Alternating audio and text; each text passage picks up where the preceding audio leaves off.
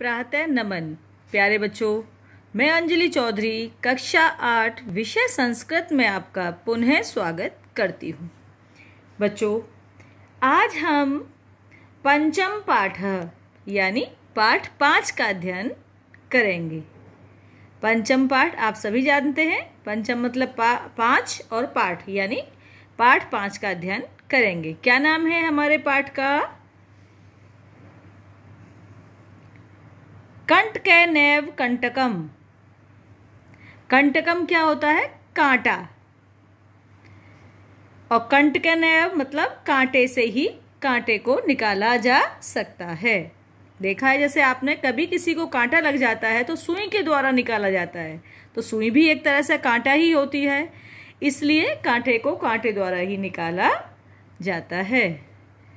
बच्चों, यह कथा मध्य प्रदेश पिंडौरी जिले के परधानों के बीच प्रचलित एक लोक कथा है। पंचतंत्र शैली से रचित है। इस कथा में यह स्पष्ट किया गया है कि संकट के समय हमें किस प्रकार धैर्य व चतुराई से काम लेना चाहिए। बच्चों, सबसे पहले हम पाठ को पढ़ने से पहले क्या करेंगे? शब्दार्थों का अध्ययन करेंगे। शब्दार्थ यानी शब्दार्थ। व्याधः शिकारी या बहेलिया। स्व्याम स्वयं की। सुव्याम स्वयं की।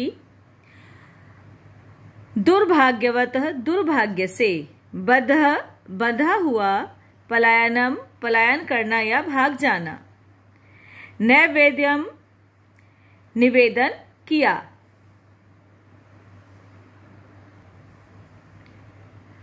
मोच यशस्वी यानी मुक्त या छुड़ाओगे या करोगे, मुक्त करोगे या छुड़ाओगे। निर्सार्यत मतलब निकाला। कलांतः यानी थका हुआ। पिपासु प्यासा। शमय शांत करो या मिटाओ, किसी भी चीज को, भूख हो जैसे प्यास हो, इस तरीके से। विभुक्षित भूखा। भणितम कहा। प्रक्षालयन्ति धोते हैं। विसर्ज्य छोड़कर। निवर्तन्ते चले जाते हैं या लौटते हैं। उपगम्य पास जाकर। विरमन्ति विश्राम करते हैं। कुठारेह कुल्हाड़ियों से। प्रहत्य प्रहार करके। छेदनम काटना। लोमशिका लोमड़ी। नीलिना छिपी हुई। उपसृत्य समीप जाकर। मातृस्व हे मौसी। समागवती पधारी या आई। निखिलाम संपूर्ण या पूरी। बाढ़म ठीक है, अच्छा। प्रत्यक्षम प्रत्यक्षम अपने समक्ष या सामने। चलिए अब हम पाठ का अध्ययन शुरू करते हैं। आसीत कश्चन चंचलो नाम व्याधः। था, आसीत मतलब था, कश्चन मतलब कहीं, चंचलो उसका नाम है, व्याध मतलब शिकारी या बहेलिया। कहीं चंचल नाम का एक शिकारी या बहेलिया था। पक्षी मृगादिनाम ग्रहणेन सह सुव्याम जीविका निर्वाहति स्म। पक्षी यानी पशु पक्षी, इसमें पक्षी मृगादि मतलब पशु पक्षी दोनों को पकड़कर वह अपने जीवन का निर्वाह करता था।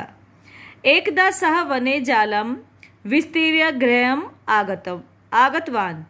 एक दिन वह या एक बार वह वन में जाल बिछाकर अपने घर आ गया। अनेस्मिन् दिवा प्रातः काले यदा चंचलः वनम गतवान।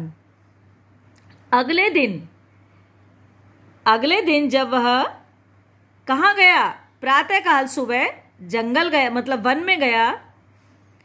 सह दृष्टवा यत तेन विस्तारिते जाले दुर्भाग्यवधः एक व्याघ्रः बध आसीत।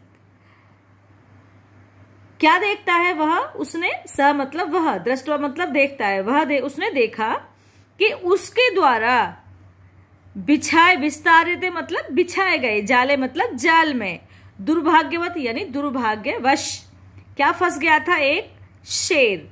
व्याघ्र मतलब शेर, बध मतलब बंधा हुआ था, यानी फंस जाता है तो बंध ही गया, एक तरह से बंधा हुआ था या फंस गया था। शोचयन्त्यम व्याघ्रः मां खादयष्यति अतएव पलायन करणीयम। सोचती, वह सोचने लगा, उसने सोचा, एकदम शेर को देखकर कोई भी एकदम सोचने लगेगा कि शेर मां मतलब मुझे, खादयष्यति मतलब खा जाएगा। अतएव पलायन करनी, पलायन मतलब चले जाना या भाग जाना, करनी मतलब भाग जाना चाहिए या मुझे यहां से भाग जाना चाहिए। व्याघ्रः न्यवेदयत् मानवः, ये यहां दिखाई नहीं दे रहा है बच्चों, आपकी बुक बहुत ठीक से खोलनी पड़ेगी। भो, यहां लिखा है भो मानवः कल्याणम भवतु ते।